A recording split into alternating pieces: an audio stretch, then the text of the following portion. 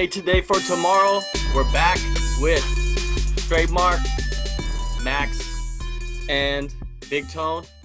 What's going on, man? It's been a while. There has been a lot of stuff, new fights, UFC London. Where do we start? What do you think, Max? Where should we start? You have been gone the longest out of everybody. Hey, everybody has to take a little time to themselves, but now we're back and we got a lot to talk about. Where were you? Did you get married or something? No, I went to Disney World with my girlfriend, had some family in town, and it's been a little busy. It was St. Patrick's Day here in Chicago last weekend, so big celebration then too. How many days did it take for you to recover from that? About 1.5. God damn. Are you Irish? No, it's just everybody was getting after it in the city. Hey, Tone, I seen you were celebrating that shit really nice, huh? Yeah, I went back home, saw a lot of the old troublemakers I used to hang out with, so we were just doing bad things all weekend. Well, making bad choices. Bad things are always good. You know, that's the thing about bad things is it could be anything. You know, it could be illegal things, it could be legal things, it could be horrible things, and it could be great things. But no comment. But yeah, what can you do? Now, UFC London happened. I don't know, a few days ago or whatever. What do you guys think about UFC London? Let's start with some of the fights. I say we start with the main event: Alexander Volkov and Fabricio Verdum. I want to go into the comments that Volkov made before the fights about jiu-jitsu is losing its like effectiveness in MMA. You know, a lot of people are like, "Oh, this motherfucker, you know, he's gonna get fucking submitted, you know, by the greatest submission artist of the heavyweight division." But that did not happen. Verdum got his ass knocked the fuck out, like really bad, terribly, and I think a lot of Russians were happy. Let's start with you, Tone. What do you think about Volkov's performance? Do you think he will become the first Russian champion? Well, I'm glad we started with the main event because I honestly only saw the main event and the co-main event. Yeah, like I was high on Volkov coming in the fight. I put money on him. I was confident in him. I know a lot of people were saying that he had no path to victory. You know, there's no way he was going to beat Verdum. But, I mean, as far as, you know, the jiu-jitsu comments go, I think there is some truth behind it, but not really in the way that he was saying. It's not dead. It's just that you know, I think good striking will nullify grappling. If a guy can't get you down, you know, you're not going to be able to use your jiu-jitsu. And also, back when, you know, jiu-jitsu was like taking over the UFC, it was because there was a lot of guys that were ignoring it or not, you know, not practicing it enough. You know, a lot of fake black belts, stuff like that. And nowadays, everybody trains, you know, everything. It's a lot more. You know, everybody's a lot more diverse, so you're not going to be catching guys, you know, with random submissions out of nowhere because they don't know what they're doing on the ground. But like we saw in the fight, you know, Verdum couldn't implement the scrambles. Volkov, you know, was dominated, I thought, and was able to get back to his feet and just overall just avoid the jiu-jitsu of Verdum. And if you're a good striker, I mean, that's all you really need to do. And I think we saw Verdum's limitations. You know, I think his striking has gotten hyped to the point where people think like he's like an elite striker or something now, which is crazy. You know, we all know Verdum. We've seen him for years. I mean, I don't know where he's got some tricks up his sleeve. He's got some cool tricks up his sleeve as far as striking goes, and his Muay Thai is not bad or anything, but I mean he's not the level of striker that most of those guys in the heavyweight division are. And Volkov is just a better technical striker, and that's what happened. Max, after watching this fight, did you quit jiu-jitsu? Absolutely not, man. I'm still back in the gym come Monday morning. I'm gonna have to disagree with Tone. I don't think Volkov necessarily dominated that fight. Verdum, he definitely had some moments, and he was arguably up on the scorecards before the knockout. He was able to successfully get a couple takedowns. And if you know Verdum's offense, he's not an wrestling-based kind of guy. He's more the standard jiu-jitsu takedown type. And he was able to get a few takedowns. Volkov stayed patient, though, on the bottom, used his length, didn't let Verdum pass his guard, using that those long legs and that effective guard of his, too. So credit to him. As far as whether it's, dying in the sport, I think you can look at it two ways. You got fights everywhere where you can see instances of jiu-jitsu dominating, and then you can see where it's all about starting on the feet and using it as more of a defensive mechanism to implement offense. I didn't say that he dominated the fight. I said he dominated the scrambles. Oh, okay. Just those opportunities, to get back to his feet, basically. Because he was definitely not, I agree with you. He was down on the scorecards by the time that knockout. I don't know I wasn't really keeping score because I wasn't doing the scores, but I'd have to imagine it was probably 2-1 in his favor. Yeah, that's what I had it at. Yeah. It seems very obvious that this fight for Verdum was a fight that kind of decided if he would get back into title contention or if he would just be declining afterwards. And I see that his title contention days are over and Volkov's title contention days are starting. So we'll start with you, Max. Who do you believe Volkov should fight next? He's asking for a title shot. That's what you need to do as a fighter. You have to ask for a title shot, especially if you main event and you beat one of the top 5 guys. But I don't think so, in my opinion, that he should get a title shot. But who would be the best fight for him to accelerate him into that position, do you think? Yeah, there's kind of a little bit of a cloud at the top of the heavyweight division right now, because really the only fight coming up with the top contenders, other than the Stipe Miocic Daniel Cormier heavyweight title fight, is the Alistair Overeem Curtis Blades fight at UFC 225 in Chicago. That leaves Francis Ngannou, Mark Hunt, Derek Lewis, and now Alexander Volkov as 4 of the top 6 guys that are not booked at the moment. So however you kind of want to play that out, I think Mark Hunt does probably the most for him in that it's the least it's probably the most impressive win he could have right now, while also adding another name to his resume, whereas some of the other guys like Francis Ngannou or Derek Lewis might be just a little more dangerous right now and could risk him getting dropped back down in the rankings and losing that opportunity as being one of the top contenders. Tone, do you think Volkov should quit the UFC and go back to Bellator? No. He was the Bellator champ for people that don't know, though. I have to – I mean, if I was his manager, I'd be telling him to wait it out. I'd be telling him to wait for that Stipe Daniel Cormier fight to happen. There's only 2 people ranked ahead of him, Overeem, Ngannou. Even if Overeem wins, his upcoming fight, I really don't see him getting a title shot against Miocic again. So I would just fucking wait it out, see what happens with Miocic, or if Daniel Cormier wins the belt, get that title shot, man. You're a former champion in another organization, but I mean, going down in the rankings to fight another guy, I don't think it'll help you at all at this point.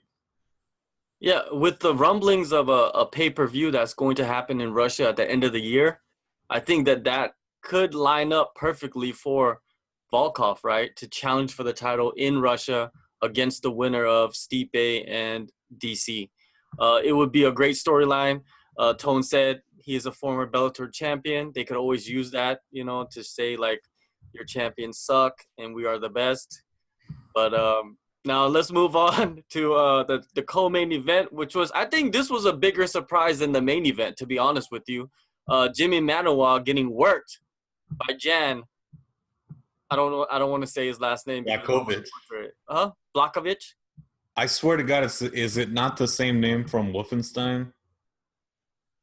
I don't even know what the fuck Wolfenstein You is. guys not play Wolfenstein? Never? No, I've never. This is the second podcast I've been on where the people have never played Wolfenstein before. If you talk about Zelda or Pac-Man, I'm good. Wolfenstein's like a very popular shooter though, like super popular. But Jan, he came and he got revenge because did Manuwa knock him out in the first fight, or did he defeat? It was a decision, yeah. Oh, it was a decision. So they're 1-1. Was it not a submission? No, it was a decision. Yeah, I don't think Manuwa even has a submission on his record, does he? I do not remember the first fight at all. Yeah, me either. Like when they talked about it, like it was a rematch. I was like, what? Really? They fought before? I don't remember either. But with Jan, I thought he had an interesting game plan. But what surprised me the most is that he stood in the pocket and traded with Jimmy. And he did pretty fucking good, I thought. Jan did pretty fucking good against Jimmy. Now, the big question is, do they go straight into the rubber match? Or does Jan – where do you see Jan in the division? We'll start with you, Tone. I've loved what I've seen from Jan since he went back to his old gym. I bet this fight as well. I really liked both of the underdogs in the co-main and the main event, and that proved to be true. I think run it back. You might as well. I mean, what else is going on in the division right now? It's not like you're gonna get a title shot off of beating Devin Clark, Cannonier, and Jimmy Manuwa. Sorry, even though the division is weak as fuck, but I just don't think that's enough. I think you do the rubber match, and I wouldn't be mad at it at all. Max, do you think Jimmy Manuwa is becoming the Mike Perry of the light heavyweight division? That's actually an interesting comparison. The only piece that I would say has a little bit difference is we've seen Manuwa get violently knocked out now 3 times in the UFC. He was dropped pretty bad in that first round. I thought Blakovic was going to put him away. And but is he the Mike Perry as far as kind of getting hyped and then knocked down to reality? There's definitely some comparisons there. Where do you see him going from here? Like, of course, there could be the rubber match, but I don't think that they're going to go with that. The UFC is not going to go with that rematch. They're going to go with somebody that Jimmy Manuwa can knock out. Who do you think he could knock out? Yeah, I agree. I don't think they're going to throw him in there against Blakovic or anyone that could knock him out again. I know he's already fought Corey Anderson and OSP, or guys that are behind him. Maybe a guy like Gajmuri Antagulov coming up. Perhaps the winner, John Vellante and Sam Alvey. You know that they'll stand in the pocket and trade with them. But I agree with you, John. There's definitely – he still has that kind of excitement when he steps in the cage, and that he can knock out anybody. Putting him in there against someone where he definitely can do that and get that job done and put on a performance for the fans is something in their minds. For sure. Now, if you look down at this card, the weirdest fight – I don't know if it was weird, but like the ending was kind of weird because it ended with 1 second left in the last round, which was the Leon Edwards versus Peter Sabata. Now, Peter Sabata, is he Jamaican? That's the big question. Is he Jamaican? No, he did an interview about that. Apparently, he has like dual citizenship. He's from somewhere, but he wanted to promote peace and love, like Bob Marley type shit. Then where's his dreads? Come on, man. You can't be fucking around like that. You can't be promoting that shit without no dreads. But anyways, that fight, the ending was. Do you think, Max, when you saw that ending, right? Do you think that was justified? Do you think the ref should have just let it go, man? It's like 1 second left. Was the dude knocked out? It didn't seem like. It definitely didn't seem like it at the time. At the end, they did kind of cut the camera directly on Sabata's face, and man, he looked like he had been in a car wreck. But heck of a performance by Leon Edwards. He's a guy who I think really has climbed himself into what deserves to be a top 10 ranking, even though he's not quite there yet. But 5-fight winning streak. The guy fights, and look at all the guys he's beaten. They're all extremely tough. He's someone I really want to see a big step up in competition against him when he steps in the cage next time. For sure. He is one of the up and rising stars of Europe. So they should probably give him someone good. Now, after the fights, Cajun Johnson, right, he made some comments about Dana White and saying that Dana White is the one that kind of starts the booing. He's the one who kind of influences the fans to have a certain mind state, a certain opinion about what fights should look like, what fights should be, how fights should play out. Do you agree with this, Tone? Do you agree with Caden Johnson and what he's saying about Dana White? What is the actual quote? I don't think I've seen it. Well, I just summarized it. You know what I mean? Like, I'm not gonna go back and read the quote for you, but he's blaming Dana White directly by name, right? Yeah, I just feel like we don't have enough information to. Yeah, it's obvious that Dana White will come out and say Tyron Woodley. I think for his last few fights, he's tried to shit all over Tyron Woodley. That's a good example. Almost died there. But yeah, Tyron Woodley's last 2 or 3 fights, Dana White comes out, shits all over him. That's his fucking champion right there, and he's saying that performance was terrible and that fans should be booing him and that he sucks basically. He definitely does that, and he shouldn't be. He should be a lot more impartial than that and actually trying to support the fucking fighters than I also, from what I gathered just on Twitter, like I said, I haven't been able to watch the fights. The London crowd, obviously did not want Cajun Johnson to win that fight and were heckling the fuck out of him. So he was probably pretty pissed off. Definitely. Max, do you think that Tyron Woodley, right? We gotta say his name right. Do you think Tyron Woodley, his popularity was affected by Dana White's comments and his perception that he gives about Tyron Woodley? And is Tyron Woodley at home eating buckets of shit? Well, you're asking the wrong guy in this chat about Tyron Woodley because, I'm a St. Louis guy through and through, so I'll always have his back.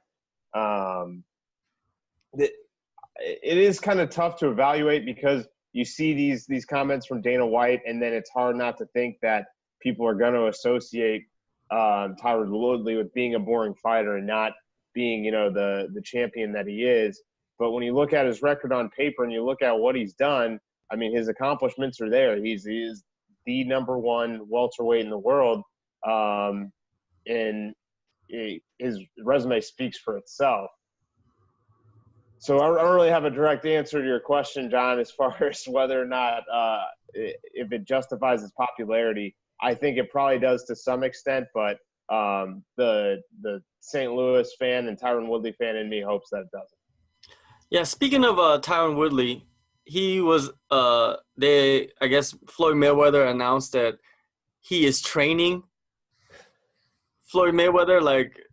Do you think that's true, or is it that just a bunch of bullshit and just to keep him in the news, just to keep Floyd Mayweather in the news? What do you think, Tom? There's been a lot of conflicting stuff. I think some other reporters from MMA fighting were saying that Mayweather was not in fact training MMA seriously at all. We've seen the photoshopped images that Mayweather's put out there of him like elbowing McGregor in an octagon. So there's a lot of mixed messages. I really don't know what to believe right now. I would have to imagine if they did, fight, it would have to be a co-promoted event, with Mayweather and the UFC like they did before. So it shouldn't be that hard to do again. I don't think you could put it as like a numbered. That'd be a horrible thing to look back on the UFC's history and have like UFC 230, Mayweather versus McGregor, like just have this complete circus fight. I don't remember when James Toney fought Randy Couture, but it wasn't. I don't know if it was on a pay-per-view, but it wasn't a headlining fight or anything. So yeah, I hope this just goes. I don't know how we would put it to bed though at this point. The rumors are out there. Both guys are perpetuating them. Like, there's no way for anything to like just kill the story, unless one of them dies or something. Like, we're just gonna have to deal with this bullshit. Yeah, we need to call the Irish Mafia and get them on that shit real quick, right? Since they have a little beef with them, so-called beef. Whatever happened to that fucking rumor, right? Like, oh, he's That was not rumor. Fuck. Anyways, talking about London, talking about Europe, one of the biggest rising stars is Darren Till. They announced during that week that UFC is going back to, not going back, they're going to have their first event in Liverpool. And they, of course, got the main event guy, a Liverpool native. Now, he's only been announced to fight on the main event, which means nobody knows or they haven't decided who he will face. So I think it's good to talk about that. Max, who do you think would be the best opponent, the person that is best available for him at that time? Man, the best available opponent. If I got to pick one name, I'm going to say Kamaru Usman as far as being open. But right now, looking at the welterweight division, there's kind of a backlog of guys and not a lot of matchups made. You have Rafael dos Anjos and Colby Covington at the very top of the rankings. Then you have guys like Darren Till, Kamaru Usman, Santiago Ponzinibbio, and Neil Magny, all coming off wins, all towards the bottom end of the top 10. And really just how that plays out is going to be interesting with the UFC going to Chile later this summer with Ponzinibbio being from Argentina. Kamaru Usman's made claims that he really wants to fight. Gunnar Nelson's put his name that he really wants to fight. Leon Edwards just called out Darren Till after his UFC London win. My vote would be for Kamaru Usman, Darren Till to headline UFC Liverpool. But I'm curious to see, John, who would you like to see in that fight? I think that he should, like, if I was the UFC, if I was the matchmaker, of course I would go with Kamaru Usman, but I don't think that fight's going to happen. I think they're going to give him a veteran, somebody like in the fringe, like between the rankings, I guess, not like too outside of the rankings, but right on the verge. A name that comes to my mind is Tariq Saffiedine. I think Tariq Saffiedine is a guy that has a big enough name in Europe. He's a former Strikeforce champion. And I think that their styles would be good. Like the style like of Darren Till is more of like a guy that goes in there to kill. And Tariq Saffiedine is a more technical guy, right? Not as much power. So I think that would be a good matchup and a good main event. What do you think, Tone? What do you think? Who would be the best matchup? Because, they need to make an exciting fight. So what do you think? If we were going for Usman would be the choice if we're trying to test Till, see where he's at. Is he the real deal? Can he handle a grappler? Once he gets to the top of this division, Colby Covington, Tyron Woodley. Usman would be a good test to see if he's even at that level. I think, right, in my opinion, Tyron Woodley destroys him. But, as far as an exciting matchup, something they could sell, something fans would be excited for, and I would be excited for, would be a matchup versus Jorge Masvidal. He went 3 rounds, very close decision with Damian Maia, and then had a 3-round fight with Wonderboy Thompson. You know, his boxing very good. You know, he's a very well-rounded fighter. He can even get takedowns too, so test that. I mean, obviously not the kind of grappler that Usman is, but we could see some things in that fight, and I think it would be guaranteed fireworks as well. Yeah, but Masvidal, he already said that he won't be ready until June, which means that he doesn't want to fight Till in Liverpool, but he's down to fight him. You know what I mean? He said he respects him. Another name that you could throw in, yeah, Robbie Lawler. You could throw Robbie. Yeah, you gotta throw Robbie Lawler in there. That would be crazy. That would be an exciting fight. You know that they're not gonna go for takedowns. And I believe that last performance by Robbie Lawler, that wasn't Robbie Lawler. I think Robbie Lawler was injured. I believe that something went wrong during that fight or before that fight where he wasn't 100% and he couldn't perform the way he did. But I'm not saying that Dos Anjos is a shitty fighter, but I just believe that that wasn't the real Robbie Lawler. And I think if Robbie Lawler is healed and you give him enough time to prepare for Darren Till, that fight would be the fight to make, because Robbie Lawler does not have does he have a fight scheduled? I don't believe he does, right? And he's been out for a while, right? Because he had that injury or whatever. So, yeah, Colby Covington, shitty fight. Kamaru Usman, yes, if you want to test him, yes. But would that be an exciting fight? No, shitty fight, right? So you got a couple guys, like you said, Jorge Masvidal, if he wants to move the date up to that time. You got Robbie Lawler. I think those two would be the most exciting out of all of them. But for the most logical fight, Max, you're right. Kamaru Usman is the fight to make. But do you think the UFC is going to make that fight, though, Max? Are they going to make it? No, I don't. And seeing how Darren Till, the big following that he has, Liverpool being such a lucrative market, I think they're going to give him a guy that matches up stylistically in his favor. A guy like perhaps Neil Magny, who is coming off a win. He's still in the top 10. But when you look at it on paper, I mean, it's hard not to think Till is going to be favored in that fight. I got a name for you, John, and want to hear your thoughts. And that is your fellow countryman, Stun Gun, Dong Hyun Kim. What do you think about him jumping in that main event slot in Liverpool? Oh, that wouldn't be that bad, though. You know, like Stun Gun is coming off a loss to, I think it was to Colby Covington, right? That's a long time ago. He's been on the shelf, but Stun Gun's doing his thing over here, man. He's all over TV. He's got his own, like, 3 TV shows now. Like, he's becoming a star in Korea. Like he doesn't need TV to fight. shows are we talking about?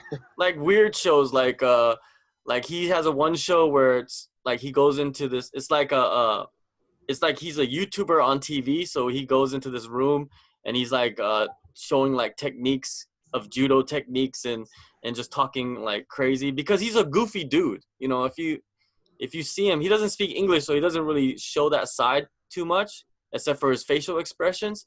But he's a goofy dude. So like on Korean TV, that works well.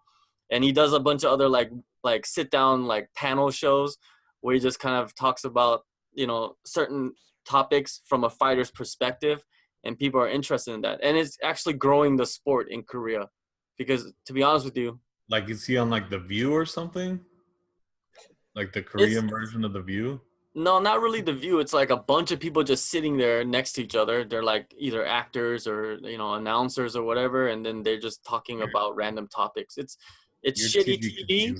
Like, I don't like to watch it, but he's on there all the time, so, you know, and I think he's under Sexyama's management company, because Sexyama has a management company that he, you know, owns. What? Yeah. And Sexyama is a fucking huge star here too. He's always on TV. He's on like a bunch of reality shit over here. You need to record some of this shit. Yeah. So hey, what is it? Insider shit right here. Sexyama might come back this year. Really? Is he? Yeah. He might Like come back where? for his like retirement fight. Like he's gonna fight one last time. And But like where? And rumors have it is like they're gonna have a show in either Japan or Korea or something like that. So maybe you could see him on there. Wait, You mean in the UFC he's gonna come back? Yeah, he's still under Yeah. contract with the UFC. Yeah. So I think he He still hasn't has like fought one in like fight 3 left. years. Yeah, but I Yeah. still think he has a Last fight fight. left. Yeah, hasn't fought since November of 2015 when he fought. Was it Alberto Mina? I Yeah, think That he was might the have one of like the worst UFC records ever. he does. He does. But he's a draw, man. Like for some reason, people want to see him, even though he's ugly as fuck. Girls like him, He's right? sexy Yama, baby. Yeah, he's sexy Yama. So yeah, it's weird. Like you said, Max was talking about Stun Gun. He hasn't fought in a long time. I don't think he'll jump in there against Darren Till, but I would like to see it because Stun Gun, he'll go in there and try to fight, stand and bang with him, which will be Yeah. exciting to watch. And most likely he'll get knocked out by Darren Till, in my opinion. But What's up with your guys in these long breaks? Do they not like to work? Are they like they're just like lazy, bro? who? The Koreans? They're just taking these like years off and like hanging Yeah. out on TV and not fighting. Well, I think Stun Gun's to the point where he knows that he's not gonna fight for the title. Oh So yeah, they're he's both old moving as shit. he's moving on and he's getting older. So he's moving on into something that he could kind of do for a long time. And he has a very successful gym out here, his own gym. And yeah, he's getting paid from like all different angles where he Get doesn't that have to money. fight anymore. Yeah, get that money any way you can. And the zombie, he's still recovering from his knee surgery where he ripped up his whole fucking knee. Jesus. So he Yeah, should your be guys back are by all June. man. That's another guy. You guys are all on vacation. Yeah, well, he should be back by June or July or something like that. So they got something lined up. He has so much momentum going. Like, man. Yeah, but he has a glass body too, though. He's always injured. Every fight he comes out of, he's injured. Like look Let's at get the on the title fight military. against Jose Aldo when he fought for the title, right? He basically lost because he got injured. He separated his shoulder throwing a punch. And then Jose Aldo saw that shoulder pop out and started kicking it. And after that, he disappeared for 3 years because he went to the military. And then he said that during the military time, he recovered and he got his surgeries and all this stuff, and he was 100% healthy. His first fight back, he knocks out Bermudez. And then right after that, he rips his whole fucking knee apart. So it shows you that he has a glass body. So I don't think he's going to be fighting that much longer because there's too many injuries. His shoulders, his foot, his knee. He's still young though, man. He can't be quitting time already. Well, if you're young, if you have all these like surgeries and all these injuries that just stack up, I don't think your body can handle it, as you get older. And you can't move like you used to move. So He also used to do a lot of kickboxing too, and that shit fucks your body up. yeah, a lot of his kickboxing it's fun to watch because he's always doing spinning back fists all the time for some reason during the kickboxing fight. And he has knockouts with that shit too, which is funny. But yeah, it's so unorthodox. Yeah, like Darren Till, man, if you watch how he speaks, like his interviews, I like it, man. I like he's kind of a guy that's just like, I'm just saying what I feel, and it's like real. I believe it. It seems real. It seems like that's how he really is. It's not like I don't know. It's not like a Conor McGregor. Like, Conor McGregor is just selling the fight. It's not like he's like really. I don't think he really feels that way. He's Because not even using his own words. He has exactly, someone ghostwriting his material. exactly, and a lot of people that I know that met that's been around Conor McGregor, they're like, oh, he's so respectful, man. That's just all an act. And that means, come on, okay, then it's an act, okay? But Darren Till doesn't seem like that. That's what I think. That's why people are drawn to him, I believe. Do you think that, Tone, do you think that Darren Till's the next star in the welterweight division, or do you think that he's being overhyped and that he is not as good as people think because he beat Cowboy? Basically, that's all he has beaten. Yeah, he is not proven at all. I mean, everything is like to be determined at this point. He definitely has the charisma. He's a scouser, I think, as the people from Liverpool like to say. And so that's a large community that you got behind you.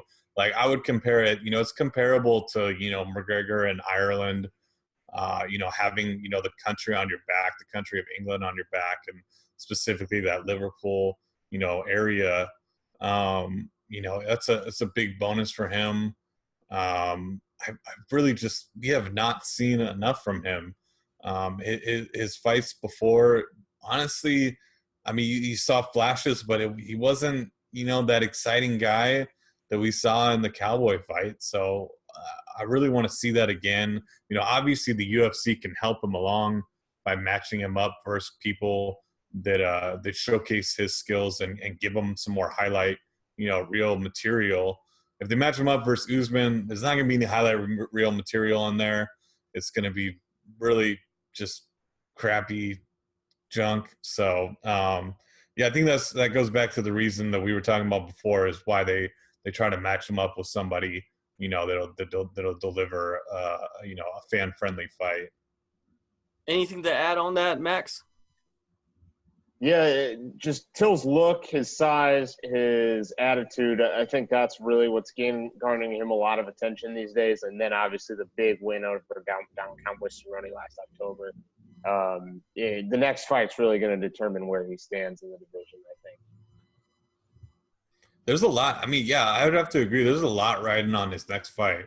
If he goes out there and loses, I feel like a lot of people are going to jump on that train of thought. It's another overhyped guy. Another striker, that just, flashy striker that got exposed, whatever. Another one of Dana's pet projects failed. But if he goes out there and delivers, a knockout, you got 2 big wins in a row. I think you you prove some people wrong, and you put yourself in that discussion of obviously not a superstar or anything, but a name that's out there. Yeah, I think that they should probably match him up against a big name, a top guy. And even if he loses, they still have a bunch of matchups waiting for him, such as Mike Perry matchup. Because if he loses, Mike Perry's coming off losses. They could fight each other. There's a big story, a backstory to that. They could talk mad shit. It could still be a main event of a fight night also. So no matter what happens, I think Darren Till is in a good position to where he has a few fights lined up, no matter if he loses or wins.